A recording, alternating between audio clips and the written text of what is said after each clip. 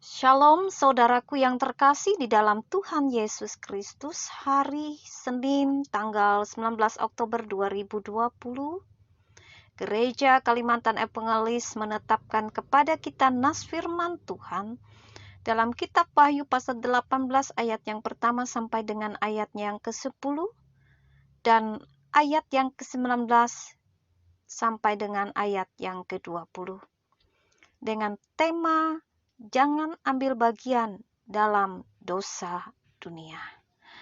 Saya akan menekankan dan mengambil dalam kitab Wahyu pasal 18 ayatnya yang keempat. Demikian bunyinya. Lalu aku mendengar dari sorga berkata, "Pergilah kamu, hai umatku, pergilah daripadanya supaya kamu jangan mengambil bagian dalam dosa-dosanya, dan supaya kamu jangan turut ditimpa malapetaka-malapetakanya." Mari kita berdoa.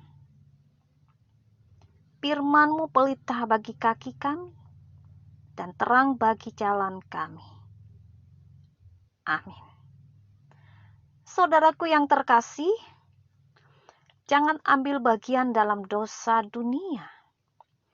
Tema yang saya angkat dalam nas firman Tuhan, khususnya Wahyu pasal 18 ini, menceritakan kepada kita tentang jatuhnya penduduk Babel.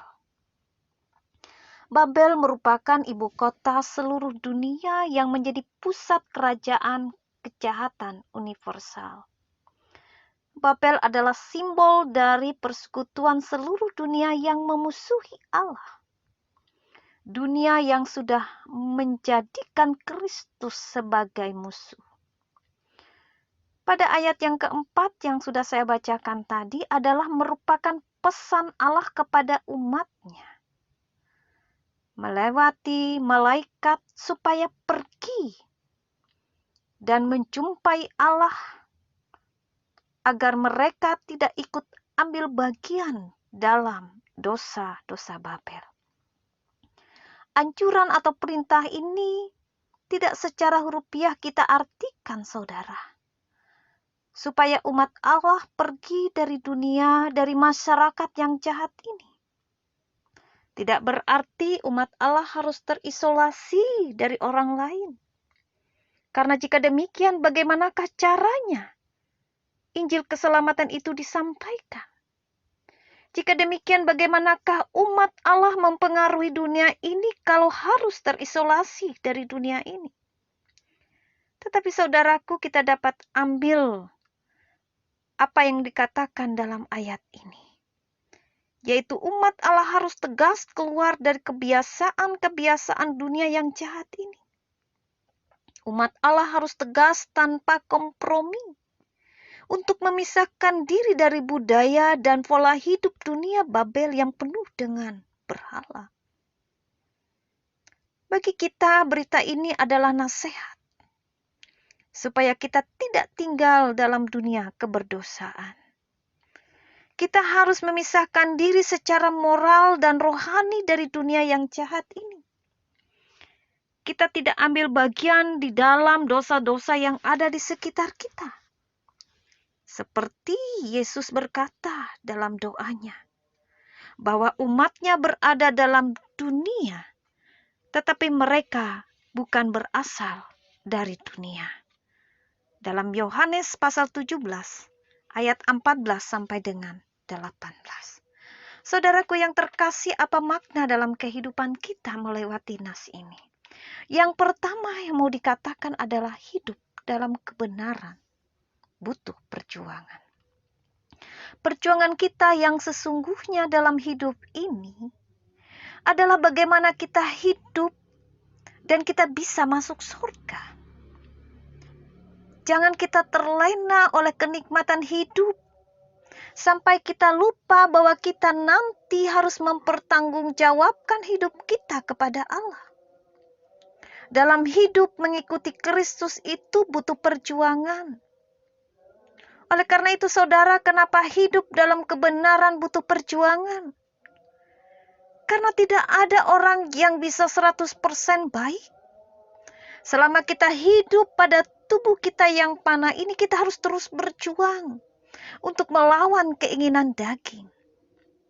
Mengapa banyak orang terus jatuh bangun dalam dosa yang terus, dalam dosa yang sama, meskipun sudah tahu kebenaran? Karena banyak orang menganggap sepi kemurahan Tuhan. Karena itu tekad bulat untuk menang atas dosa harus lahir dari keinginan kita sendiri. Untuk hidup dalam kebenaran. Tuhan mau saudara kita sadar akan dosa kita.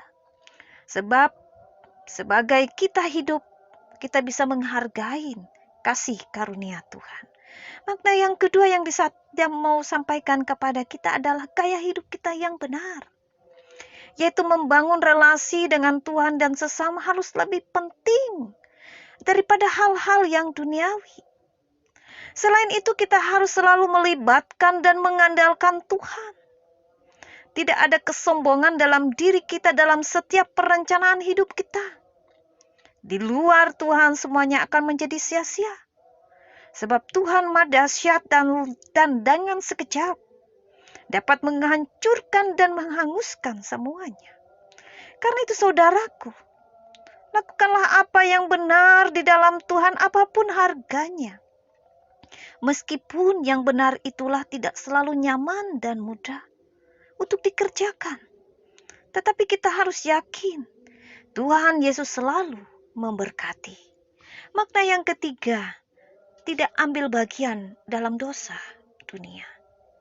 Semua kita tahu di mana dunia, di mana kita hidup ini bukan bertambah menjadi baik, tetapi menjadi semakin buruk, semakin rusak.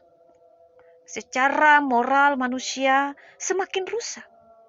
Firman Tuhan mengatakan dalam Injil Lukas pasal 18, hanya apa yang bertahan sampai akhir selamat. Oleh karena itu saudaraku, meskipun kita hidup di dalam dunia, kita harus hidup sebagai warga kerajaan surga. Budaya yang kita hadapi adalah budaya kerajaan surga. Kebiasaan-kebiasaan kita adalah kebiasaan-kebiasaan kerajaan surga sesuai dengan firman Allah. Bahasa-bahasa yang kita pakai adalah bahasa-bahasa surgawi.